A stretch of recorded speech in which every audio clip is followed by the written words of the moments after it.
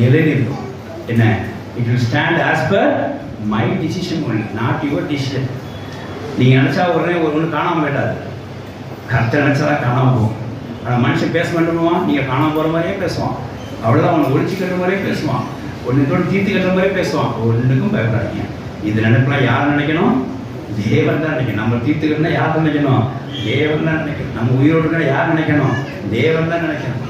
அவர் நினைச்சது தான் நடக்கும். இது தேவனுடைய பண்பாகும். நீங்கள் அதை புரிஞ்சுக்க, தேவனுடைய பண்பை நன்கு அறிஞ்சிட்டீங்கன்னா இந்த மனுஷோட பண்பை நம்ம ஒன்றும் செய்யாது. நான் மனுஷோட பண்பை அதிகமாக நினைச்சிருக்கோம், அறிஞ்சிக்கிட்டோம். தேவனுடைய பண்பை கொஞ்சமாக அப்பப்போ சில வேலைகளை துன்பம் வரும்போது, கஷ்டம் வரும்போது, நெருக்கம் வரும்போது அறிஞ்சிக்கிட்டதுனால தான் நமக்கு மனுஷன் பண்பு சிலத்தில் தூக்கி விட்டு வேடிக்கை பார்க்குறோம். 2 வருஷம் சோத்திரம் உண்டாதாக ஐயா கர்த்தருக்கு சொன்ன வார்த்தை தான். இந்த 2 வருஷம் மனசு வச்சுக்கோங்க. நான் சொன்னேன், அதை நிறைவேற்றுவேன். நான் திட்டம் பண்ணினேன், அதை